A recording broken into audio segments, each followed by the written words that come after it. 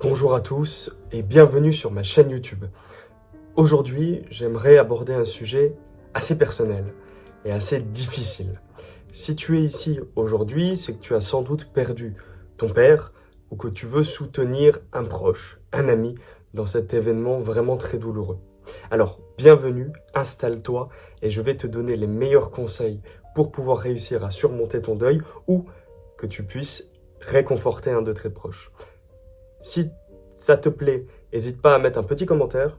Alors, je te demande ça parce que ça va permettre justement à toi et à des personnes de pouvoir vider ton sac émotionnel et ainsi pouvoir aussi inspirer des personnes dans ton avancée.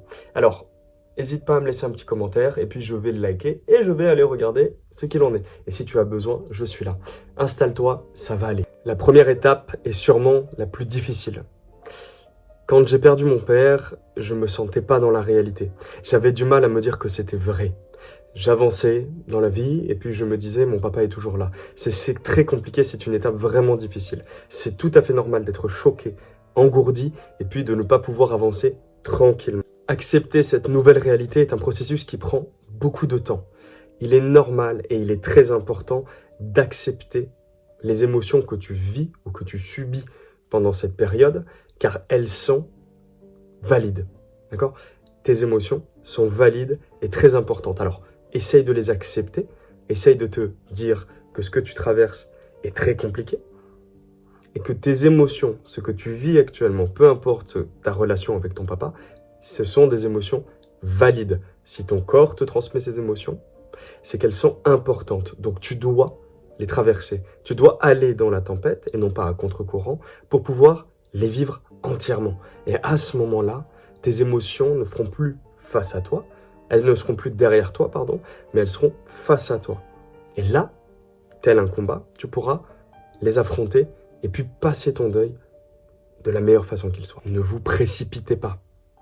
Il est important que tu prennes le temps de digérer chaque émotion qui se sont présentées à toi. Ne te précipite pas, c'est très important que tu prennes le temps. Ça peut prendre 1 mois, 2 mois, 3 ans, 4 ans, 5 ans, 6 ans ou même toute une vie. Il est important que tu ne te précipites pas.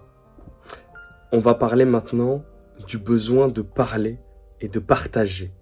Après la mort de mon père, quand j'avais 16 ans, donc aujourd'hui j'en ai 26, c'était il y a 10 ans, ça passe tellement vite, j'ai trouvé énormément de réconfort à parler de lui et à me remémorer des souvenirs de ce que j'ai pu traverser avec mon papa. Que ce soit avec des amis, des thérapeutes, la famille ou des personnes de ton entourage, peu importe, exprimer tes émotions est crucial. Parce que, encore une fois, ça va permettre de vider ton sac émotionnel et ça va te permettre de te reconcentrer sur le présent. Le simple fait d'être compris ou essayer d'être compris peut te faire un bien fou. C'est pour cela que je t'invite à laisser un commentaire. Le fait que tu sois compris va t'apporter beaucoup de chaleur. On sait tous que parler aide à alléger le poids de l'émotion. C'est pour ça qu'il ne faut absolument pas s'isoler. Cherchez du réconfort dans votre entourage, même si dans l'instant T, vous ne souhaitez pas être entouré de personnes, parce que c'est complètement normal de vouloir être seul après cet événement. Cherchez du réconfort auprès de vos camarades ou de votre famille ou peu importe. Il est important que vous cherchiez du réconfort parmi celles et ceux qui vous aiment. Une autre chose qui m'a beaucoup aidé, c'est de créer des rituels en mémoire à mon père. Donc, c'est-à-dire, il y a toutes sortes de choses, que ce soit un endroit qui te plaise, où tu avais l'habitude de passer du temps avec ton père, quelque chose qui te fait penser à ton papa. Personnellement, ça a été une photo que j'ai toujours dans mon portefeuille, où j'ai mon père sur la photo. Et à chaque fois que je regarde cette photo, voilà, j'ai les souvenirs du passé qui reviennent, etc. Et maintenant, c'est plus avec de la joie que je le regarde et avec une fierté énorme.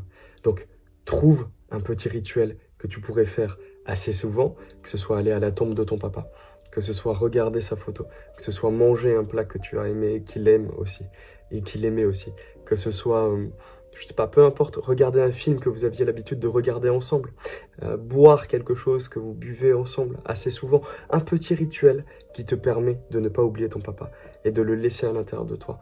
Et que quand tu passes ce rituel, ça te fasse du bien. Il est essentiel de prendre soin de toi, que ce soit émotionnellement ou physiquement parlant.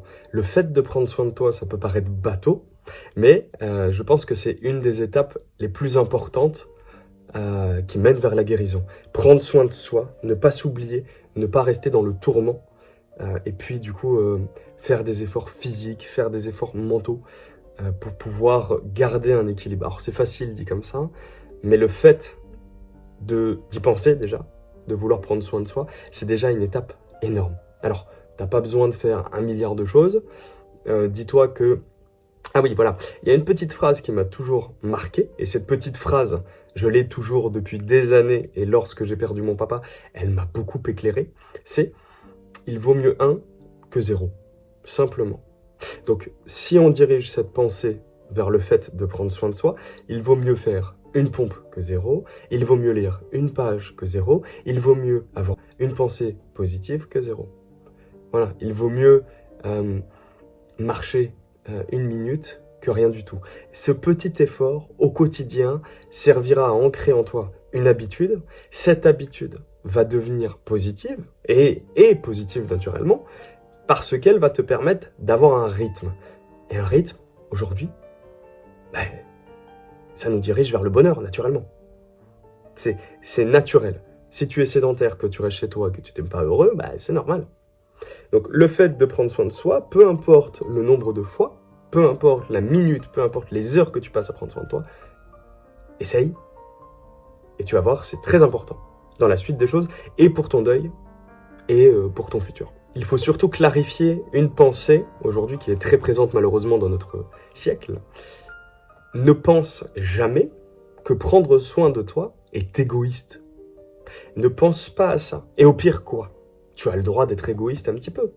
Avec ce que tu as traversé, être égoïste, c'est important. Être égoïste, c'est important parce que tu as le droit de faire une pause, de clarifier tes pensées, et puis de te ressourcer. Et l'objectif de cette vidéo avant tout, c'est de vous rappeler que vous n'êtes pas seul. La perte d'un père est l'une des épreuves les plus difficiles que nous pouvons surmonter. Mais je suis certain, je ne doute absolument pas de ta force. Tu vas surmonter cette épreuve, j'en suis sûr.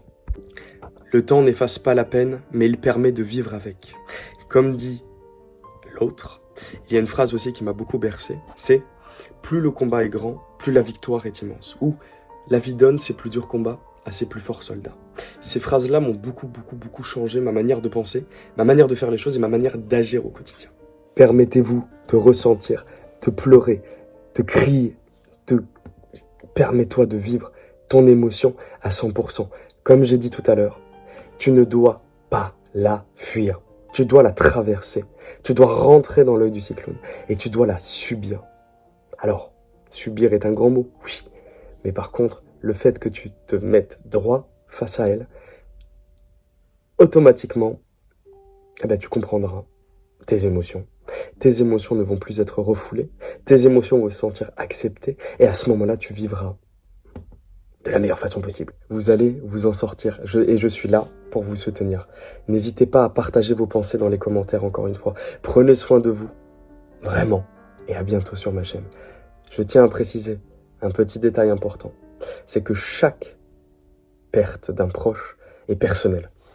Chaque perte d'un proche, moi je l'ai vécu de ma manière, à ma manière, toi tu le vivras à ta manière. Mais n'oublie pas que peu importe comment ton papa est parti, il est là-haut et il veille sur toi. J'en suis persuadé, dis-toi toujours ça. Il est là-haut et il veille sur toi. Il te regarde et il est fier de toi. Alors, tu as le droit d'être triste, tu as le droit d'être en colère, c'est tout à fait normal. Mais je suis persuadé que tu arriveras à surmonter cette épreuve et aller de l'avant. Et si tu as besoin, tu m'envoies un petit commentaire, un petit message privé sur Instagram, @westdylan en français, OUESTDYLAN, et puis je serai ravi d'échanger avec toi par un appel, Discord, un appel téléphonique ou peu importe. Je sais à quel point cette épreuve est difficile, crois-moi. Et si tu veux que je t'explique un peu plus en détail ce qui s'est passé de mon côté et comment je l'ai traversé point après point, eh bien, tu peux m'envoyer un petit message aussi. Là, le but de cette vidéo, c'était de te réconforter avant tout, de t'expliquer ce que moi j'ai traversé, les petites parties qui ont pu m'aider dans ma vie. C'est un puzzle, décompose-le et vas-y étape après étape.